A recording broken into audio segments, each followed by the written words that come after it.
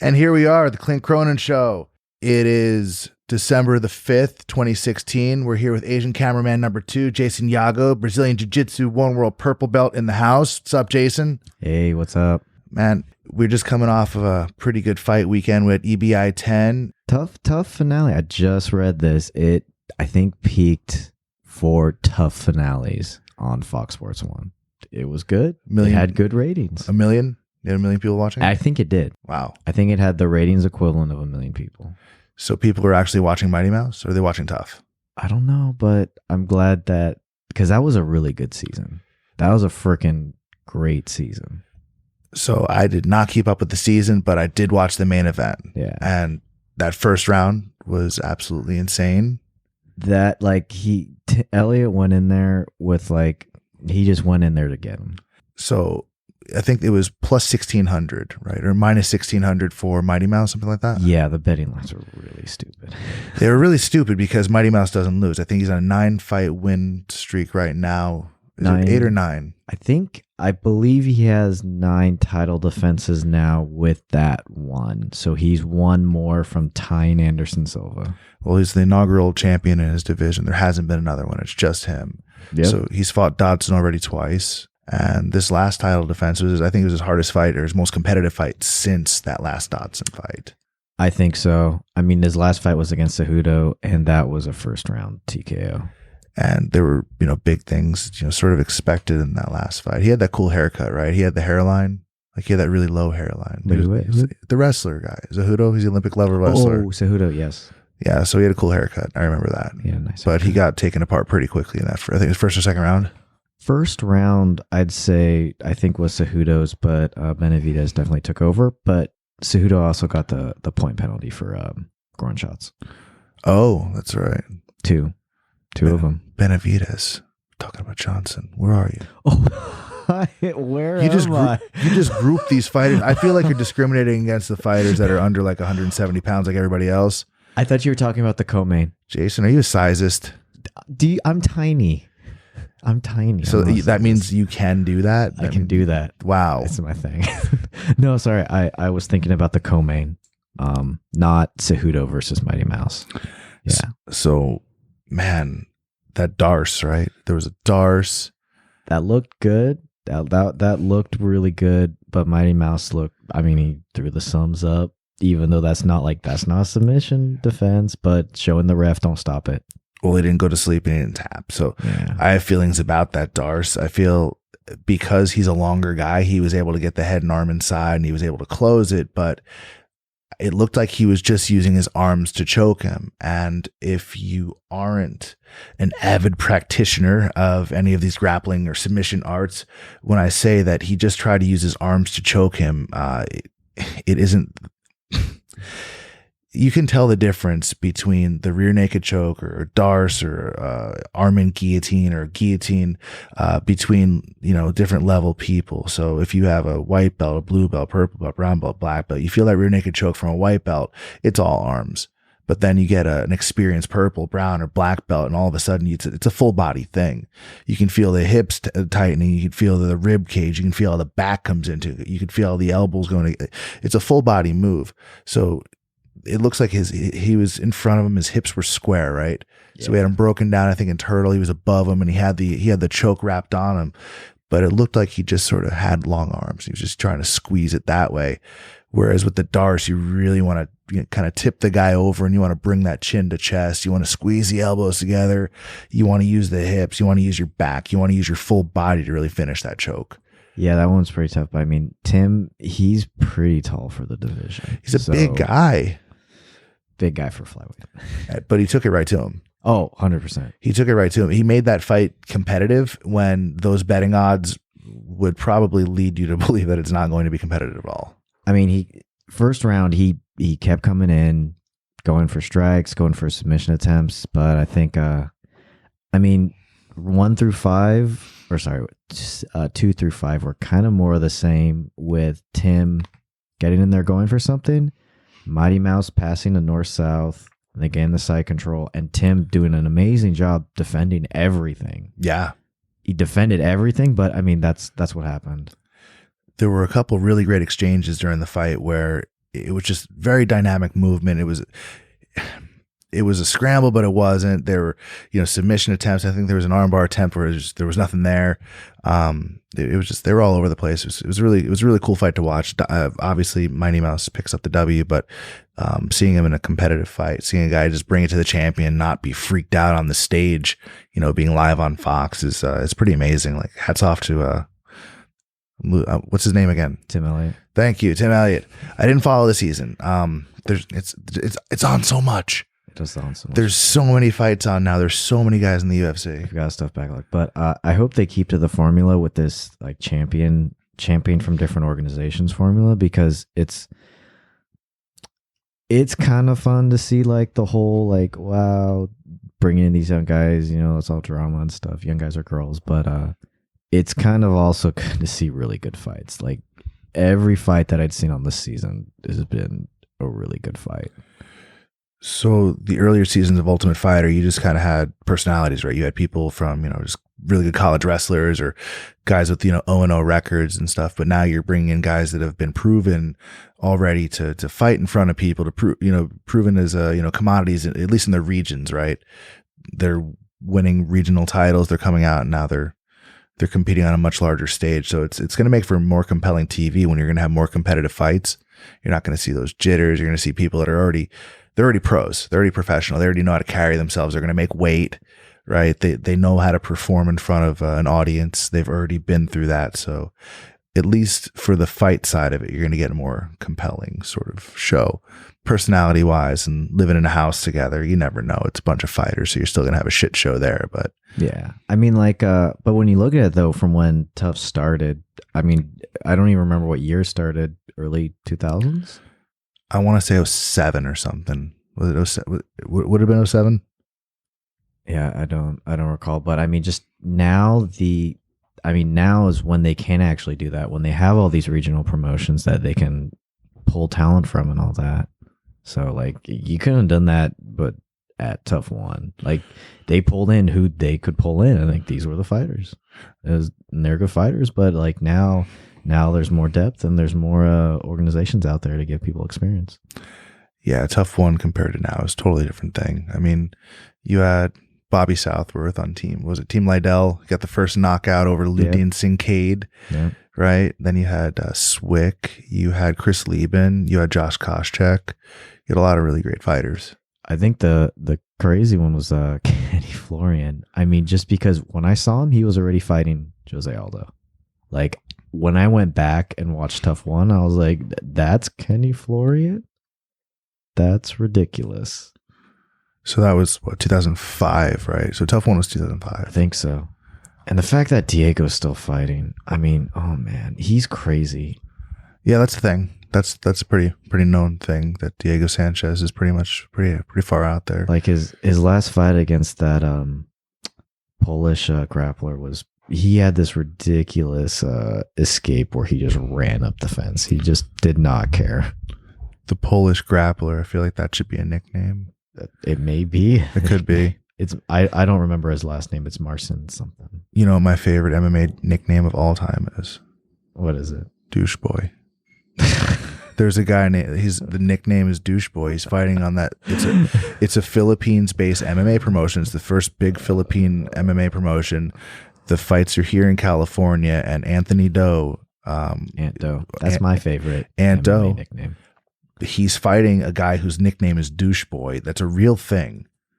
Hey, did you see it? I saw that. I believe. I want to know where that came from. I mean, maybe it was some like translation thing. And yeah, I was gonna say, is that lost in translation? Because here, I don't know about Ilocano or Tagalog, but here, douche is a bad thing. Well, I mean, it's a good thing. I mean, maybe, I guess it's down to application, but in terms of a nickname, if I was going out there and I'm thinking I'm going to be a professional MMA fighter, what's my nickname going to be? And you'd say anything but Douche Boy, and we'd still be friends. Anything. We'd still be really good friends. Anything but Douche Boy. Yeah. What's worse? Is Douche Boy or Fuck Boy worse? I'd still rather be a fuck boy over a douche boy. I think so. I think that probably being a douche, like, that's a great way to just sort of just get the post-fight jitters out of the way. What could he possibly call me before, leading up to this fight. And you just get all the horrible things out of the way with your nickname. It's like, you're not going to phase me. I'm douche boy. If you had McGregor coming up on the other side, what is he going to say? You're already there. I don't know. He'd be like, November 26th. Yeah, we're doing this because it's a thing that we're doing. And man, you should change your name. That's just weird. I don't know what else to say. So a couple guys from the gym competed over the weekend, and I've got some theories. I've got some feelings about jiu-jitsu competition. A couple things happened. Yeah. So what happened down there? There were some pretty cool super fights. Jeremy Jackson went up against Nick Green, which for Bay Area brown belts, it's kind of la creme de la creme in terms of non-Brazilian brown belts, right? So Jeremy picked up the W over Nick, who's been around a very long time. He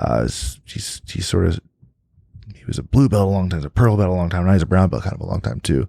So Jeremy Jackson got the win. Very dynamic guy. He's all over the place. Very technical.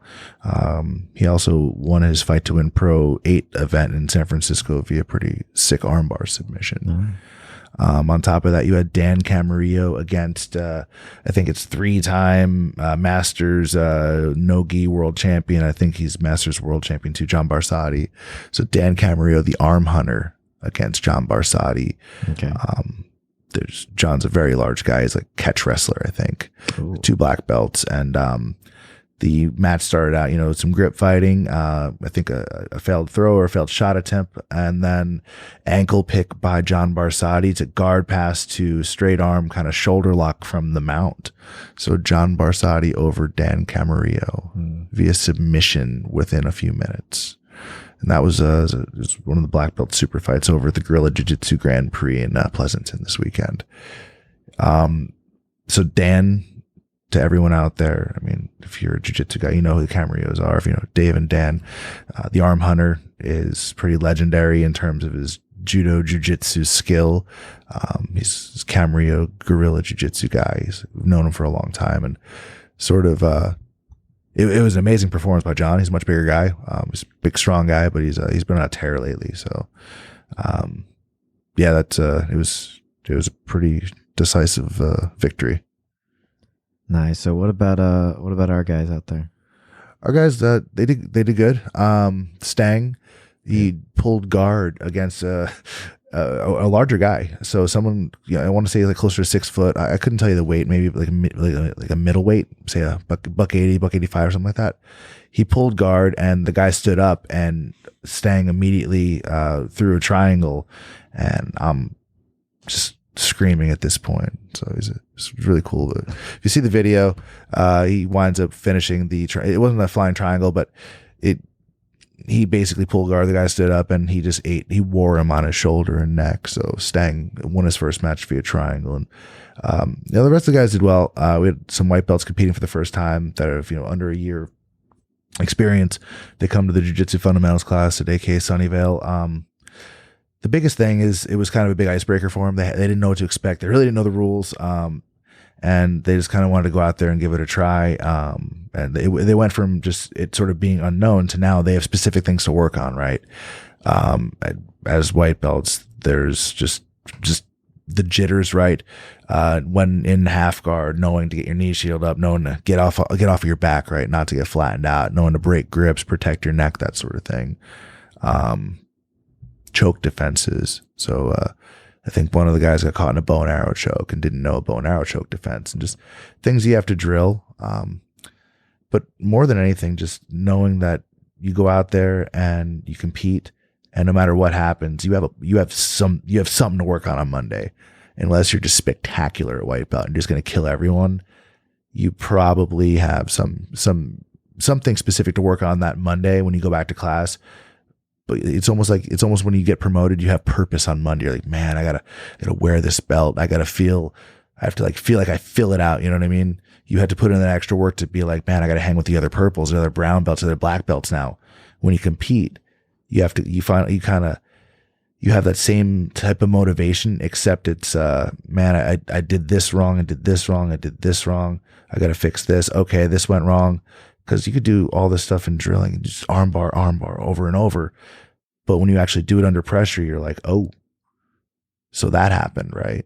So it's just being able to look at yourself honestly, evaluate yourself, and say, okay, well, this went well, but this other stuff, like I need to work this, right? So I feel like competition does that. It allows you to sort of reflect honestly, look at yourself honestly in the mirror, and say, these are holes in my game, and I need to fill them if I'm gonna really get better. So a lot of guys, they just don't, right?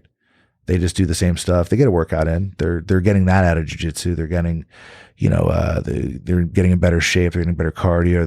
They're looking better. They're learning a skill. But when you put yourself under pressure and just see how you react in a match situation when people are watching, and in terms of how you react under pressure, in terms of like a self-defense type thing, like a conflict, like someone's trying to fight you or something like that, you'll know yourself a little bit better when you're done. If anything else, even if somebody doesn't decide to just compete all the time and just, they don't want to be a world champion, at least you know that how you respond to that pressure, how you do fight or flight type deal, and you can train that, right?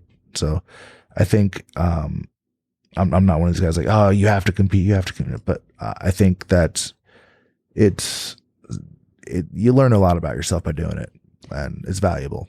Yeah, I remember. I think what you said earlier about how white belts looked. I think that was exactly how my first competitive experience went. Like, I think Gorilla Grand Prix maybe like 3 years ago. I don't remember, 2 or 3 years ago. It was exactly that. I read the rules before and all that. Looked up stuff. Went in there. Got pretty confused immediately, and then I got stuck in a position. Yeah. My position was easy. I got stuck sitting in somebody's guard, and I thought I was so far behind that I just had to tap him. So I'm doing stupid things, like I'm trying to tap him from guard. I think I tried to throw an Ezekiel from guard. It was fantastic. I think I remember that. That's pretty terrible. I remember that. But so I can sympathize with them on that part. But yeah, it does kind of help, because it's like, well, did what you did do work? Oh, it didn't? Or did it? Great. I mean, it tells you. Well, they say growth happens the minute you put something under pressure, right? You leave your comfort zone. That's when growth happens. So by going out there and just seeing where you are, just you versus you a year ago, or you versus you a month ago, right? You're able to look at yourself honestly, watch the video, right?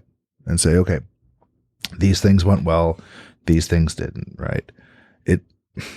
Your matches aren't usually a highlight reel of what you're capable of, but seeing what your go-to positions are, seeing what your path was. So when you, in any of these matches, the way they're grading them or scoring them or looking at them, it should be a progression, right? From start to finish. Yeah. The entire, like, that's how it's scored, right? Everything should be constant progression. Like, you should always be trying to improve position towards finishing the fight. It's a fight, right? That's how it's scored. But so being able to sort of have a plan and not just going, like, you get guys and they'll sign up at the last minute and they don't tell anyone. And it's almost like a built-in excuse. It's almost like, I didn't really train for this anyway. So if I do well, it's like, I didn't even train for this old thing. I didn't even train for it. But then if you lose, it's like, man, I didn't really train for it. I just wanted to get out there and do it. It's a built-in excuse, right? It's just fear doing its thing. It's, you want to do it, but like, kinda, you're half in. You can't be half pregnant with this stuff. I mean, like, go in, I don't know if it's easy to say this, but go in, go give it your best, and then, you catch somebody better than you, that happens. I mean, you could keep going up. Is your name Meow? Are you Kautera? Are you freaking Bushesha? It's like, well, no. Then like, well, okay, if you keep going up higher, you're going to get caught at some point. Just go out and just see where you're at. Yeah. I feel like the more you do it, the better you'll get. And in the gym and in competition too. Some divisions are just deep, right? But if you train more and you compete more, you get better. The guys that compete they get better faster than the guys that don't. It's just because you're putting yourself into these stressful situations where you're forced to grow pretty rapidly, right? You're going against people your size or your skill or your age and your weight and all that stuff. And by putting yourself under pressure, you're taking the fear element out of it. You're desensitizing yourself essentially. So you do go in the gym, you're like, yeah, this guy, whatever. Because you've already done this. You've done it in front of a big group of people. There's cameras, there's all your friends, your family, they're watching. And you lose a couple matches in front of people you care about. And it's like, this whole thing. Like you don't care anymore, right? Take the ego out of it. You can actually evaluate yourself honestly. Yeah, I mean, going out there on the mat, that's when the pressure comes in. If you're able to do it under pressure, then you go to train. That's it. To me, it's just easy. It's like I guess the golf analogy I'd say it's like the driving range versus the course. You can do great at the driving range. You get on the course, that's where it counts. Yeah, you got a lot of guys that are just stars in the gym, but then they go out to compete and they do something else, or vice versa, right? They're just, the weekend warrior, but then they go to the actual tournament and they're nice. They're trying to be technical instead of just, but then in the gym, they're savages. Like, what are you doing? These are your friends. But this is a stranger. You shook his hand 4 times. Choke him, damn it. Anyway, I think it's good. Everybody should do it at least once. But it's definitely good at white belt. You get a better idea of what jiu-jitsu is. Yeah, and just seeing it too. Seeing a bunch of, I don't know, so being in the environment and being the experience of seeing competitions and stuff is cool to see. It's funny too, because if you look at what we do in the gym, everything in the gym submission only. But then the point system, that only happens in competition. And most people don't drill the point system, but they do point-based matches all the time. So when you're preparing for these matches, you really have to have practice matches. You should know the rules. Oh yeah, you got to have that. I mean, it just seems like just getting used to that, going with the, holding position 3 seconds, or not less 3 seconds, holding the position till you get your points. Yeah, because it doesn't necessarily it's not your 3 seconds, right? It's you have to have established a position dominantly for that amount of time. And sometimes you think you're getting points, but you're not, right? Oh yeah. A lot of people don't understand that there's no points for side control, for example. There's none. Yeah. You wind up passing the guard. Okay, that's one thing. But a reversal, for example, like Upa, like bump escape, like a bump and roll, you don't get points for that. There's none. That's not a sweep. It's a reversal, right? You have to go from being like in a guard to being like on top, right? So they're in your guard and then you're on top, right? Yeah. They have to be in your guard. Then once you sweep them, and then you're on top in a control position. If you sweep them and they roll you back over, you might get an advantage, for example. But this is all things you have to learn. You have to learn how the advantages work, how the fouls work, how the points work, how stalling works, right? Yeah. But it's just, that's how that type of system works. If you're going to do EBI or a tournament that uses EBI rules, you have to know how that works, right? Because there's people and they know the rules and they're going to game them accordingly. Yeah, speaking of EBI, I think there was a little tournament maybe EBI this 10. past weekend. Maybe that past Friday.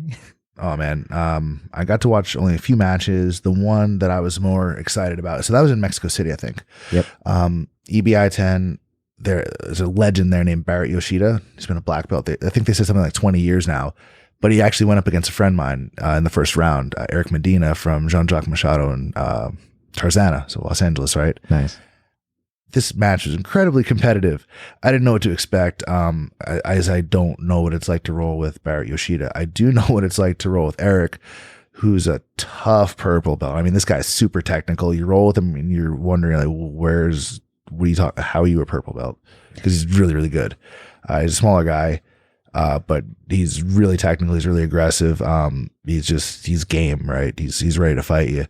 He runs that Los Angeles Jiu Jitsu Club, LA Jiu Jitsu Club. Okay. It's a fighter house bed and breakfast thing, but it's like an Airbnb, but a jiu-jitsu Airbnb.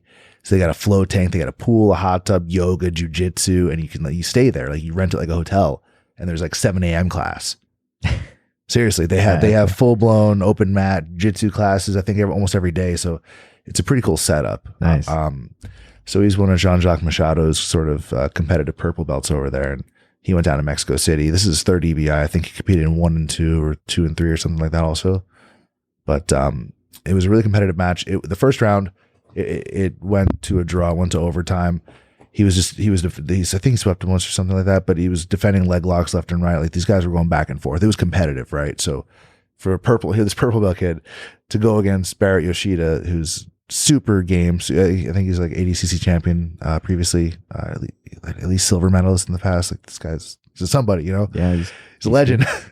And then in the first sort of overtime round, they start from the back position, right? With harness. So he was able to get the rear naked choke on Eric within a minute or something like that. But then what happens? They switch, right? The overtime. So you have the ability to now you get the back position, but you have to finish the move faster, right? So then Eric gets his back and transitions immediately into spiderweb to the armbar, and immediately transitions from the armbar setup, like just he's sitting in cross body top, like trying to pull an armbar. He makes enough space and baits it. He changes it into a head and arm choke and goes belly down. Ooh. It was cool. So he's sitting there, and he has the harness. He transitions to an armbar. He's like this, right? And then he gets around the head and comes in, and then he goes belly down, and the time runs out. And he has Barrett Yoshida and a head and arm choke, like an arm triangle from the top. First of all, I'm stealing that because it was cool. I'm gonna rewatch that again, but yeah, he winds up losing because he didn't get the tap in adequate amount of time in the first overtime round. Yeah. But he was super game. The guy should be super proud of it, and like it was really cool to watch, to see him compete at this level and really bring it to him. So yeah, I didn't catch this last EBI, but I heard a lot of the opening round matches, a lot of quick leg locks. Yes, really quick. Yeah. Who was I think Gio Martinez was in this one. Yep. I think the two, I know the finalists, was it Gio Martinez and Eddie Cummings from Renzo's. Yeah. That guy's pretty slick. Actually, both are. I think he's champion in 2 different divisions there, isn't he? I think so. I think I recall hearing that. All right. So he's another one of the breakdancer guys over there. There's a couple B-boys over there. We have one at our gym now. Oh yeah. So it's funny. Cameron, he competed at the Guerrilla Jiu Jitsu Grand Prix this weekend. He's actually a breakdancer from back in the day he knows all these guys. Damn. So he knows Nick Green. He knows the Martinez brothers. He knows Christina, because she was also a breakdancer back in the day too. Yeah, I remember that from the podcast. They're all sort of that B-boy community from way back. So they have their pictures of them doing their stuff back in the day, and it's funny. Nice. It looks exactly how you think 90s B-boy would look. That was such an awesome time.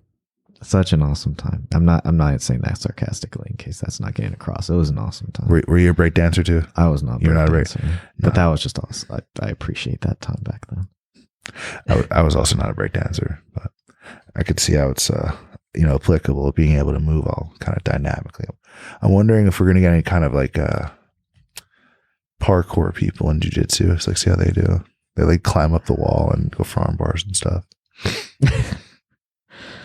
I don't know, man. Do the Showtime armbar. The Showtime armbar. What was the other one? There's parkour, and then we actually had a Cirque du Soleil performer in jiu-jitsu for a little bit. Oh yeah, at AKA, yeah. She just dropped in for once or twice. She worked for Cirque du Soleil. That's awesome. Yeah, I believe they'd be really good. She was good at forward and backward roll. I don't know how experienced she was at jiu-jitsu, but some of the girls brought her in, and she was like literally one of those aerialists from Cirque du Soleil. Dang. Like, I think that a person with that background would be a little better, not maybe a little better, but that background would be more suited than like parkour. Parkour to me, I don't know. I don't know how well it transitions over. Like breakdancing to me, just, oh yeah, way over. Oh, I was kidding. I just kept thinking of what is it called? The Office. When they were doing parkour in The Office. They were yelling, hardcore, and he ran and falls in the dumpster. Yeah, they jumps. Oh, Just now you're messing with me. so we had Mighty Mouse over the weekend. Yeah. Man, last week was cool. I got to meet the creator of the UFC, which is crazy. Oh yeah, last podcast, Art Davies. So if that guy didn't do what he did, like we wouldn't do any of this stuff. Isn't that crazy? Yeah, that's crazy. I All think of it. Yeah, especially hearing how he was talking about that that they're just, we'll just do our ads in Black Belt magazine. Don't worry about it. We got this. Like he brought in that business side, and that's what it takes to grow something. So he basically, what he was saying was he was selling these direct mail campaigns, right? So it was, BMG, remember Columbia House where you'd get 10 CDs for a penny or something? That's fantastic. You just paid shipping and then they would send you one every month and you'd be signed up for 2 years or something. Yeah. Everybody pissed their parents off with those CDs. I did too. I think I signed us up for both of them. I had BMG and Columbia House. I got the Woodstock 94 soundtrack. And I remember my mom was so mad at me. So mad. But yeah, so all those direct mail order campaigns like Visa and stuff, he goes over to the Gracies and said, look, I'm going to sell your videos on there, the old school ones of Hickson and, kicking somebody's ass on the beach and showing, VHS tapes basically of the original cross collar choke and arm bar and Nice. all the self-defense stuff, right? And basically, he just did it for free. He charged him just the printing costs. And he said it was a $10,000 or $20,000 campaign. And all of a sudden, after a couple of weeks, he made him $150,000 off of these VHS tapes. And yeah, you definitely get somebody's attention when you pull that out. So this guy just hustling, just this ex-Marine guy from Brooklyn going to the Gracie Academy and saying, we're going to make this world's best fighter thing. That's just that all of what we do now, all American Jiu Jitsu, MMA, all of that is totally contingent on one salesman. Isn't that crazy? All of it. Yeah, it's crazy. I mean, when you think about it, it's like, well, something should have came in that vacuum, and you're like, not really. No, the trajectory of my life was directly impacted by my last 2 guests on the show. So it was Art Davey, and 1 week earlier, so the guy that created the UFC is Art Davey. 1 week before that, it was Royce Gracie, the first UFC champion. Yeah. Right? And that was the first mainstream exposure to the UFC, to mixed martial arts, to Brazilian Jiu-Jitsu, most importantly for us in America at all. And I mean, unless you were like a hardcore martial artist at the time, you probably weren't aware of it and couldn't get near it, right? So there was only a couple places where you'd find Jiu-Jitsu in the United States, with an American teacher at all. Oh yeah, I feel terrible because I think it was only within the last 4 years that I actually learned that Black Belt magazine exists. Oh really? That was a confessional. So I had it back in the day. It's kind of funny. My Taekwondo instructor, I was at the Kumsung in New Jersey, and our grandmaster dude was in the first Ninja Turtles movie. Nice. So we had Black Belt magazine because he signed them for us and stuff. Man, I feel like I should just go get a subscription now just to say, yeah, I got it. They sell it at Safeway down the corner, and they actually sell Jiu Jitsu magazine there too. Oh, no shit. Yeah, every once in a while. I was just in Safeway one time, and I saw like Kyotera on the cover, and the last one was the guy that he was on the cover of the one that was on the U.S. Open, and he's signing them. This guy was autographing the Jiu-Jitsu magazines at the U.S. Open. And Nice. It's weird, Jiu-Jitsu autographs. What the hell is that? It's coming up now. There's a little bit. There's an IBJJF gi. So UNICEF worked with IBJJF, International Brazilian Jiu-Jitsu Federation, right, on some charity project, and they got all the guys, all the Hall of Famers in IBJJF to sign this gi, and I think they're selling it for charity. So it's got Buchecha, Gabby Garcia, like a bunch of signatures on there. Nice. But it's weird that these are valuable to people. Yeah.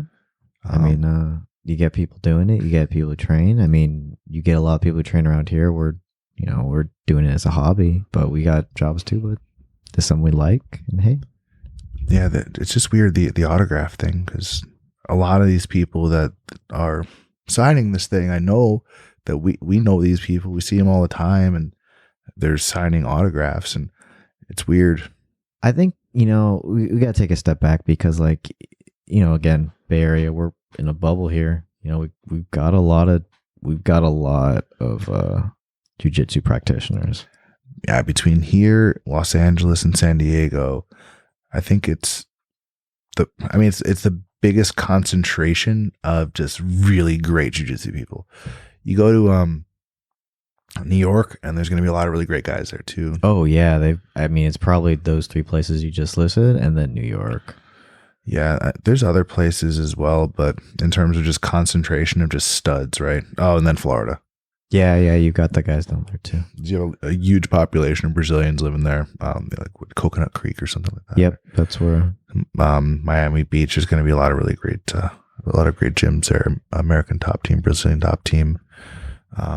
Like, I don't get the New York part though, because all those other 4 you listed, they're nice and sunny. They've got temperatures similar to Brazil, but you get New York, that place is cold.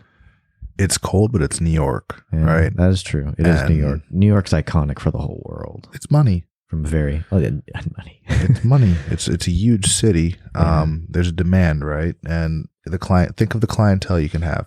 Oh yeah. If you're a top end instructor down there, think of all the Wall Street people. There's actors, there's comics, there's just big time lawyers, business, like it's the epicenter of everything. It's the capital of the world. Oh yeah. So yeah, you're gonna have the best of the best out there. That's why Henzo's there. You got Anthony Bourdain chilling over at that gym, and I always see Anthony Bourdain repping Henzo Gracie Academy. Yeah, I think I just saw his Hawaii episode last week. And like every cut, it's like a different Henzo Gracie shirt. That's awesome. He's got a different one. Has the Hayabusa rash guard. It's like nice. The industry's changed for sure. It's crazy. I'm sitting like just last week. I'm sitting there talking to the creator of the UFC, and we're telling our best Eddie Bravo story about the last time we saw Eddie Bravo. We're talking about the last time we saw Henry Gracie. And it's just a trip. Just that it's such a small world that you have like all these random like contacts and friends in common and stuff. And he was telling me that he saw Henry Gracie. He used to have him come into his office, and he'd ask him like a million questions about how business and marketing works. And it's it's not ironic to see that Henner's he's kind of like the mogul, the young mogul of the family now. He's this awesome marketer, and you spend 5 minutes with him, and you're like, damn. Yeah, that's how this guy. He's on. It makes sense from what I was like, heard from the podcast last time, and then just kind of going and how he's getting jiu-jitsu out there, because he's getting jiu-jitsu out there, but then he's also marketing stuff. He's making money, and he's making his presence bigger. I'll tell you what, he's making jiu-jitsu out there, so it's like, yeah, the way he talks about it, there's a level of excitement, and you can tell he just believes in what he's doing. He's stoked about it, right? So you want to be stoked about it. Oh yeah, he's really good. Like even when he's not on camera, the way he talks about things, just people he knows, just casually, he's just very, very charismatic. But he's sold, and then that confidence that this guy's, you're like, where's that Kool-Aid at? Like, where is it? You know what I mean? Like, so people buying the shirts and all this stuff. I mean. He gets that energy, and it's like, yeah, let's do that. Yeah, whatever you want, let's go. Whatever you're selling, Gracie Jiu-Jitsu, that's awesome. Let's do that. Yeah, he's got all these people eating vegetables and kale and acai with whatever else in the damn Vitamix, right? Remember the bowls? These are all good things. They're tremendous. He told awesome. us. He told us they were. Confidence sells. It goes far. You have some loud, charismatic figure, and you're like, yeah, because whatever he just said, because fuck it, right? And luckily, he's telling us to do healthy things like strangle our friends and wear pajamas in public and eat vegetables. The vegetable thing, at least, is good. I feel like the vegetable thing is a good step forward. And I had someone message me on Instagram. And it was the text message was, "Hey, are you a vegan too?" And I responded, and I was just in a hurry, and I said, "No, not at all." And I think they got mad at me. It was a stranger. That was their way they messaged me on Instagram. They had a new DM request from someone, and the first thing they asked me if I was a vegan, and I was, no, not at all. And they got mad at me. That seems like an odd thing to start off with. I don't know why. Are there a lot of them? I mean, I think there's probably a lot of vegans, but maybe again, my judgment's being clouded because we're in the Bay Area. but it just seemed very odd to say, "Hey, are you a vegan too?" And my response was, "What? No, I don't understand the question." But no, there's lots of other things you could talk about, though. Like, what do you consume? Like, I didn't talk about going to the bathroom or anything. Like, I don't even know you. And the first message was, "Are you a vegan?" No, not a vegan. I'm not mad that it's fine. Yeah, you can eat whatever you want. Exactly. I keep vegetables in the house. You're welcome to eat the vegetables in my house. I'm not going to not eat them because of anything. I don't know. It was just not a question. I get a lot of kind of odd ones, but I at any given time have a bunch of the. Do you know the message requests in Instagram? Have you seen this? I've just started using that. I didn't know this was a thing. So if your friends want to instant message you on there, they can. But if you don't know them, there's this feed, because there was a little green light on my Instagram and I didn't know what it was. And I'm clicking around and I finally see this thing and it says message requests. And I go in there and there's some weird stuff. Oh, it like groups all people that aren't already like following friends or whatever. Like Facebook has message requests. Yeah. The same thing. Okay. And it's just as hard to find on Instagram, right?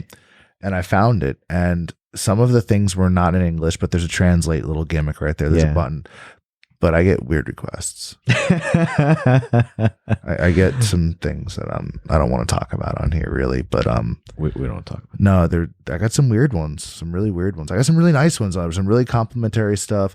I got a lot of people like wanting me to promote their stuff, which is weird because it says don't do it. I don't even know what their businesses were. People wanted me to like promote their profiles and stuff. It's weird. It's really weird. I'm not used to any of it. Yeah, I mean, like, and I learned this from Silicon Valley, the television series. Like, I mean, why don't they just go to those sites where they just stuff promotes you? You get all those bots or whatever. And I don't know. It's just they're. Yeah, I mean, it's like English is a second language, and sometimes they don't send the messages in English. These are the non-creepy ones. I got creepy ones. Nice. I really creepy ones.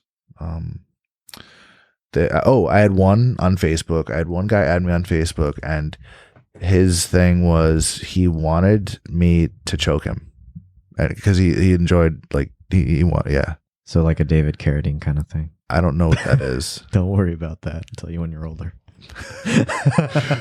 I'm not. Oh, like erotic asphyxiation thing. Like, is that what it's called? Autoerotic asphyxiation. Auto. Yeah. Well, no. That's if you do. Auto is if you do it yourself, right? Oh, sorry. Yes, you're actually right. This would be different. Yeah, that's what I think he was asking for, and I'm like, where's the block thing? And he kept making these little smiley faces, but they were like the sad ones, and it was creepy. So then to correct it, not a David Carradine thing. Okay, no, these aren't choking myself. This is a person interested in procuring the service of someone else to choke them. Yeah, I'm like, that's not what we do at all. Yeah, that's. I think a lot of people when they start or when they just see it, like if you're not used to coming from a grappling art, like the first thing you see when people are getting close contact, you're like, oh. Ew, that's gross. But like I came from the wrestling part and it's like that's just what you do. Like I wore like a singlet. That's even less than a gi. Yeah. Yeah, our instructor said we couldn't wear those. I was down to wear them for no gi. I wear spats with a rash guard, and we're supposed to wear shorts on top of the spats, which I'm against. Mike should be able to wear spats if we want to wear spats. I just want to cover my skin. Yeah, that's my favorite part about the gi. I don't have to be touched by you or anyone else, man. It's just I didn't think I had any sort of OCD at all, and then I started doing jiu-jitsu, and I realized that people are gross. The skin on skin, and I have never had a staph infection. I've never had staph either. I thank God that hasn't happened. Right? I'm pretty excited about that. I mean, I'm pretty hygienic. I'm pretty neurotic when it comes to making sure to, shower often before and after training. You should do that. Yes. And But- wash your gi. Oh, absolutely. And the belt. You wash your belt, right? I do. Thank you. I don't wash it every load, but I wash it. Yeah, I just have an extra belt. Yeah, I think I need to get another one too. I've only got my one. Yeah, I want to make sure that my stuff's always clean. So, and the belt I got from Mike, this last one. So when I got my black belt, it was a little bit long. It was actually a lot long. So I'm washing it and drying it hot for months now, just trying to get it to where it fits me almost. And if I gain 25 more pounds, this thing's gonna fit like a charm. But it was almost like a Kayuka like a really long old school martial arts black belt to begin with. Oh, nice. But yeah, now it's almost the right size. It's like an A4 now. Mine fit me perfectly. No, that's Good for me. That's lovely, Jason. I know. It's pretty So great. tell us more about how perfect your belt is. Well, yeah, it's pretty fantastic. So what else happened last week? Anything big? Anything new? What did we cover? We covered UFC. We covered EBI. We covered our gorilla comp. You went to Singapore. I did. Was it cool? Dude, it was awesome. Was it fun? It was humid as fuck. Singapore is so humid. And then all the buildings had crazy AC. Yeah. And I guess applicable things. I went out there. I trained at Evolve MMA. Did you see Michelle? I didn't see Michelle. And then to let RJ know, I didn't see Angela Lee either. Oh, so It was cool. I mean, the instructor trained out there, Alex Silva. Really good guy, fights in 1FC. So a friend of mine, Benji, used to train out there. He's a Singaporean dude. Oh, yeah? I think he still does. He's a purple belt. I trained with a Singaporean that was a purple belt. Bigger dude. He was bigger. He was really fucking strong. Like I got to north south. I went for my north south choke, and he's just like, I don't think so. I'm gonna squeeze the shit out of you, and then he squeezed the shit out of me. He was an older guy though. The guy I trained with, I'd say probably 40s or 50s.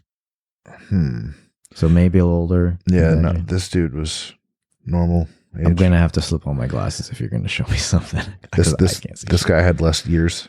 Oh, then I'm gonna say it probably wasn't him. So yeah, I've been seeing. So yeah, Michelle Nicolini's out there now full time. Yeah. So she's fighting for 1FC, right? And then she's training. Actually, who just went out there? Cupcake. What's her name? Misha Tate. Misha Tate's there now. I saw when I was there, they had a little promo for it. And I actually didn't know. I was like, well, yeah, she'll still probably go out there because this was right after she announced her retirement. When I saw the thing, and I'm like, I wonder if she's still going to go out there. But, it's a gig. It's not fighting. She's tough as hell, and I'm sure she's got something to show. So how in tune with the MMA or UFC rumor mill are you usually? Okay. So have you heard anything about the 145 Holly Holm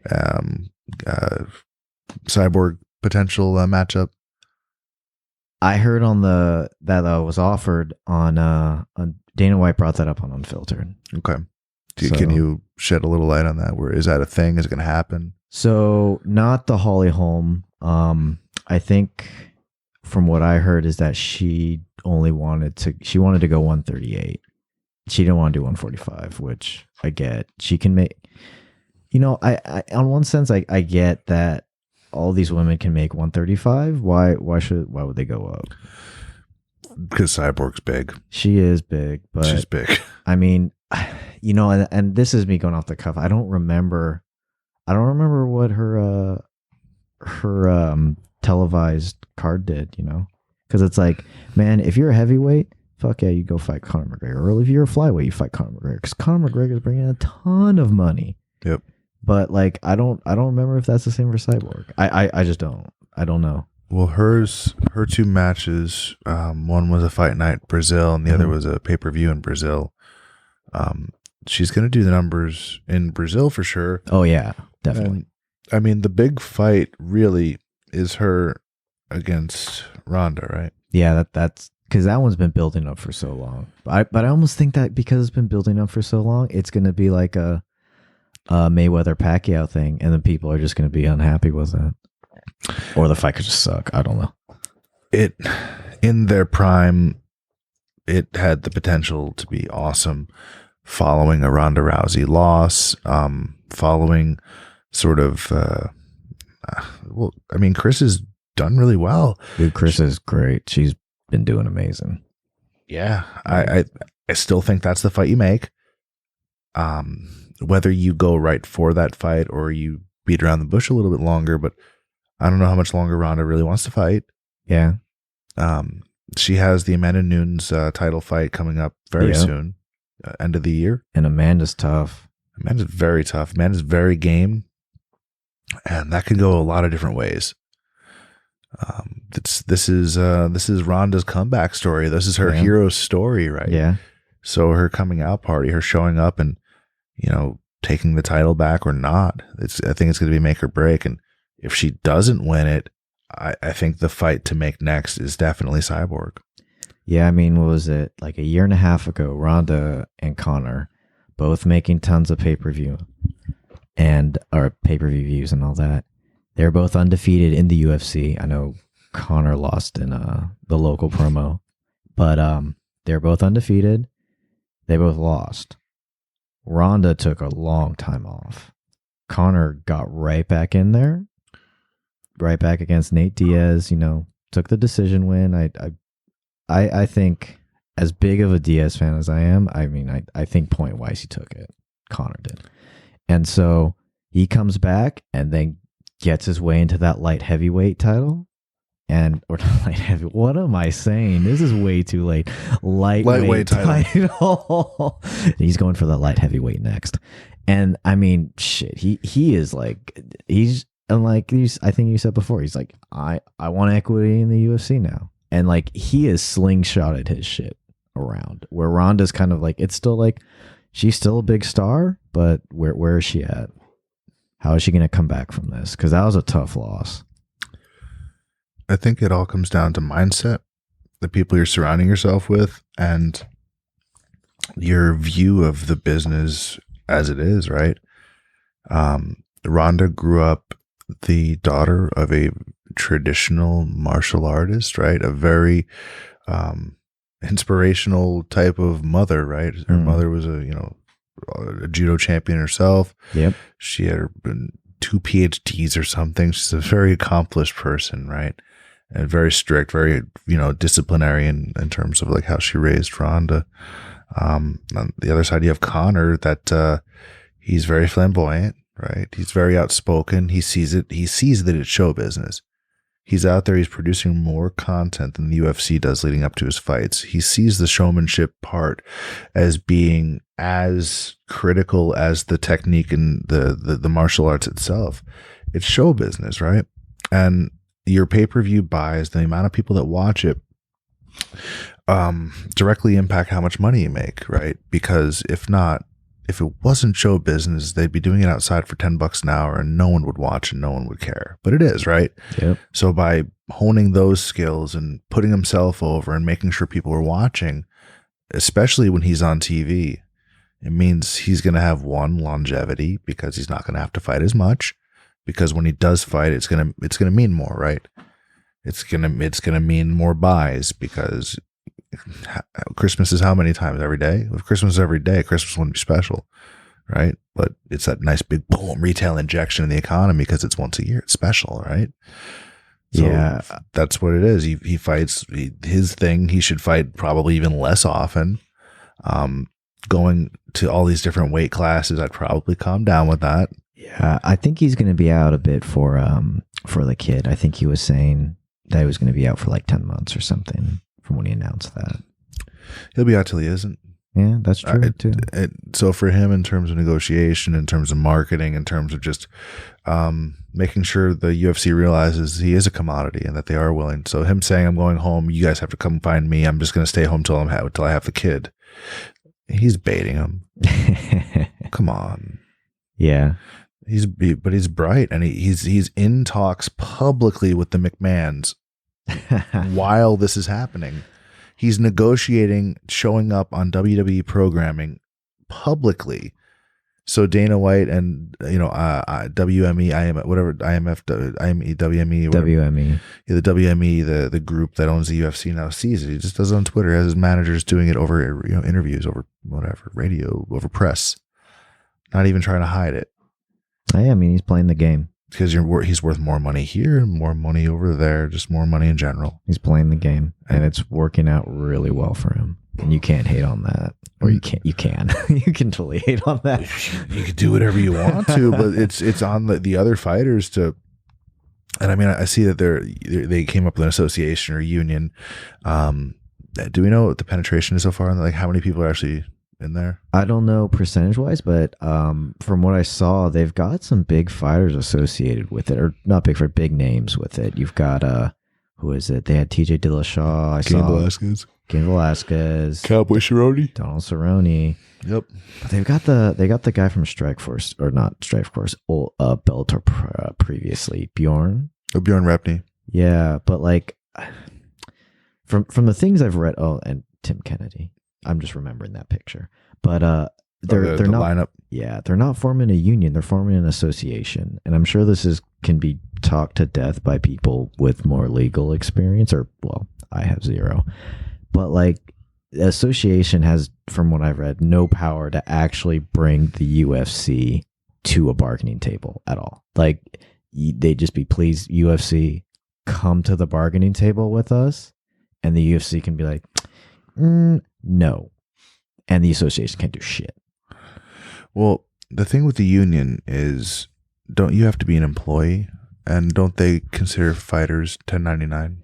They do, but at least in California, I don't think they pass the 1099 California test, because they can't go fight for other organizations, or so you can do grappling, but you can't do combat. Yeah, how are you given a no compete? You can't work anywhere else, but you're an independent contractor. I never got that. They do that with wrestling. They do it with MMA as well. I never understood that. I mean, I get why I get why those things have been set up in place. Now it's like, well, okay, it's just easier to do a 1099. You don't bring a guy in to fight, because they fight on contracts, so it makes sense in that case. But then they control your sponsorships, they control your uniform, all this other stuff. So I mean, there's certain things that seem wrong, but I don't know if this is. Are they providing health care? Are they providing health insurance? Are they providing life insurance? Are they providing any sort of benefits? Which one? The association or the UFC? The UFC. The UFC does provide health. It's gotten a lot better. It's gotten better. Before it was terrible. Like, and I mean, I don't mean that to be a dig against the people that are there before, but it's just. Jobs do you know of that are in 1099 that are actually, you're a contractor where you get health insurance though? Not tech. No, of course not. Well, that's the thing you do, right? Yeah. In tech, you can 1099. You can start your own LLC and 1099 business to business and just pay yourself that way, or you can just W-2, right? Yeah. There's lots of ways to do tech.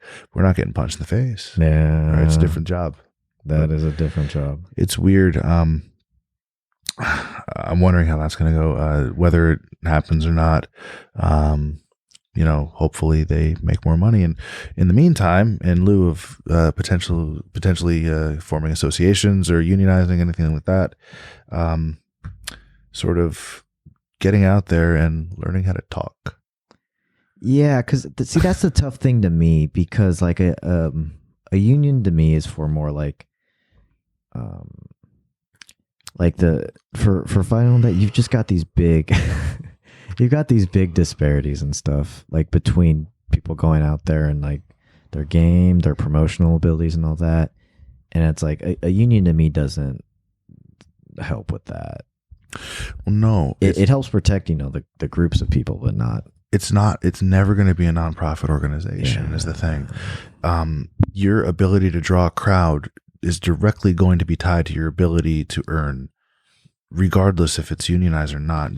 You might be able to earn more, or maybe a livable wage or something a little bit closer, but it's show business. It's on TV. Yeah. They're paying for advertisement space. Your advertisement space, if you're Conor McGregor, if you're trying to sell ads for that show, those ads are more expensive. And that is like, and that comes down to the bottom line. Yep. That comes down to the money that's available for Conor McGregor. Those ads on those shows are worth more because he's there, because he's a commodity on television and media. Oh yeah. Right. This is show business. It whether you like it or not, it's not a popular thing to say because we know lots of mixed martial artists, a lot of fighters, and we know the pay is low, but it's show business. You have to be able to sell your set of skills. At the end of the day, what happens in an octagon, in a cage, in a ring, you have to be able to answer two questions. I say this over and over and over and over. You have to be able to say, why are they fighting and why should I pay my money to see it? And if that's not part of your plan when you're in your training camps, it has to be. It's show business, and it's so competitive now. Yep. And without a union, without an association in effect that's able to enact change, that's able to change these salaries, it's able to raise the fighter pay to something fair, because the low end sucks. But it sucked in boxing forever. I think it's even worse in boxing still. Of course it is, because where's the bottom? Yeah. The guys that move up here from Mexico, the ones that don't do well, the ones that don't make it to the top of the card, they're not rich. Not even rich, but I don't even think they're getting like 1,000 to show. And then on big shows too. Yeah. And and the job's brutal. Yeah. And they're fighting pretty damn often too. Look at some of these records, man. 35, 36 fights, 40 fights. In a boxing glove, it's this. What you're basically doing is protecting your hand. You're not protecting anyone's face by putting this big padded thing on. What happens when it gets all sweaty? It just becomes like you're hitting somebody with a, like a, what do I call it? Like a. Trying to think of a good analogy here. I don't have one. I'm not that violent, man. Yeah, I don't know, but you think about the fights, and then you think about the stuff they're having in the gym. Like, boxing's tough. All the full sparring. Yeah. It is. It's all tough. Hopefully they get more money. But in the meantime, go check maybe like an improv class or something. Like go to Toastmasters, public speaking. You gotta get out there, man. You have to be able to market yourself. It's part of it. Show business. It is. It's not that, because a lot of guys are like, it's the glory and the honor of the fight, and I'm a traditionalist and all this stuff, and cool. But you're also on television, and they're trying to sell that product to advertisers and to the consumers. Like those fight press conferences, especially the ones with McGregor, like they have been getting ridiculous amounts of views, and like just live views on YouTube, and just all these other things I'm seeing. It's pretty crazy. And like, I like how they're doing more and more announcements, and then you see the guys like that, they're able to get out there and kind of, hey, it's like, hey guys, this is your time. Put yourself out there. We put mics in front of you. We're putting cameras in front of you. Go. You got to put yourself over, or get yourself a mouthpiece, right? Like, do it like the old school guy. Go get your Bobby the Brain Heenan and stuff. Wow. I wish go get one. That would be awesome. So just just bring somebody else, and that would be fantastic. I'd love to see that fight. Brock Lesnar doesn't talk. Yeah, he doesn't. He doesn't have to. He's got a guy that talks, and that guy can talk. Yeah. You heard his mouthpiece? Have you heard Brock Lesnar's guy talk? Oh, Paul Heyman. Have you heard him talk? I it's heard him gold. He could sell me anything. I'm ready to throw my money down. That guy is amazing. Just attach him to some of these guys that don't really want to do it. Get him a mouthpiece. Put that as part of your camp. I promise that investment.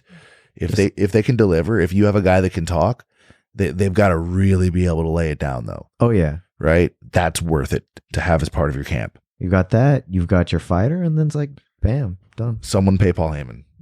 Seriously, one of you UFC guys out there, or just Bellator or whatever, pay Paul Heyman. I want to see that. It would be worth it. I want to see that. Because he can put you over. He'll be able, you will sell more tickets. You'll have more eyes watching. I believe it. He can talk. Yeah. You need it. It's part of it. It's show business. You need to be able to talk. You need to be able to connect with an audience, right? You're telling a story out there. Why are they fighting? Why should I pay to see it? Yeah. Right? Because what have we been talking about? We haven't been talking about the undercard. We haven't talked about one single undercard. We've talked about main events. We've talked about Ronda Rousey. We've talked about Conor McGregor. We've talked about Mighty Mouse, the world champion. Best pound for pound fighters on the planet, right? With his 9 title defenses since obtaining UFC gold. We mentioned Anderson Silva briefly. Another one coming up. John Jones is fighting Dan Henderson submission only. Yeah, that grappling right tournament. What do you think of that? Who takes it? Who takes it? Who takes it? Oh God, I don't know. To be honest, I'd have to go with John because John's got really unorthodox, I think, types of submissions that I think he'll be able to catch Henderson with. Yeah, he's also very long, and his submission win over Vitor Belfort with that Americano was Americano, and then also with that short the mirror lock that he had on Glover Teixeira. Yeah, but you know what? I saw a tweet from Dan Henderson. They're not drug testing. Maybe Dan can get on that TRT again. Oh, he had one of those crazy exemptions allegedly. Yeah. Like it was for. But then who knows what John will be on to? Oh, what did he say? Like he's gonna be on the Rhino 7s. He's gonna be on this specific. He's gonna be on the Rhinos. He's gonna have the jiu-jitsu boner. Oh my God. Fantastic. I don't think there are jiu-jitsu boners, man. What? I don't think there are any. I've like we train with a lot of women, right? But what's a jiu-jitsu boner? No, I've never heard of it. Like you would think if a dude were to get a hard on during training, one of the girls would have complained about it. They should complain about it. But I've never heard of a jiu-jitsu boner ever. Yeah, I mean, at least for me, when you're thinking about that, it's like you're training with somebody. Gender doesn't come into it. It's total. That whole thing shut off during training. Yeah. It's totally. It goes away. You're like, oh, yeah. What about that? Yeah, I've never heard of it. Never heard of one. I'd never heard of that term before. Well, no, because Rhino 7, right? So if that was the supplement he was on, right? Because that's what he popped for, right? That's what John popped for. He popped for dick pills, just like Anderson Silva popped for dick pills, just like clearly Brock Lesnar popped for dick pills. Yeah, they popped for dick pills. They're saying they found clomiphene in the Rhino 7, or in the drugstore or the gas station Viagra or the gas station Cialis. I think Malky went around and bought Rhino 7s until they found one that had it in it. So that they would have it in there at all. So that was kind of a joke, but I'm also not kidding. But that's what Anderson Silva, right? But that was that was from Thailand, specifically from Thailand. I remember that. Well, where are rhinos made? I have no idea.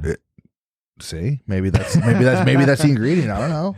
Maybe that's the ingredient. Maybe boner pills are they're just clomiphene and Viagra pushed together. Like maybe that's what it is. They're fighting enhancers. They're fighting enhancers. They could be. It could be what the hell is it called? The clomiphene rhino, right? Hey, oh man, you're cynical, Jason. I'm not cynical. I mean, he's just partying, man. He's on a boner, and now you're being cynical. It's like can't I get a boner? He's got a failed drug test now. It's not even fair. Just want a boner. Yeah, Jason, you want him to get suspended for like 2 years with time served because he took a pill without thinking. It's funny. Now you know the answer because of the UFC and social media and like how small the world is now. Now you can answer such, just gems of questions like what would be more embarrassing, failing a drug test or having to admit it was for boner pills? Like what would you do under pressure? You'd be like, boner pills. It was clearly a rhino. It's fantastic just because with, the internet and all that you can have them report what things they found, and you can have actual people with medical experience be like, oh yeah, that he's coming off a cycle, or like, or like look at other legal things. You can have someone with good legal experience come in and be like, oh yeah, that's full of shit. So the other side of it, so a lot of people, I mean, everyone's beat this to death now, but for people that don't know, the two UFC 200 drug failures, performance enhancement or performance enhancing drug failure tests results from USADA. They were both from a substance called clomiphene, which is used to raise testosterone in males. Right? It's also it's basically when your testosterone level crashes after you use any sort of like foreign anabolic substance like a testosterone or something like that. You would use clomiphene or Clomid to jumpstart your stuff to like get your body producing testosterone naturally again. The other thing that they'll do is I've heard that doctors that like men sort of health doctors, like Mhm.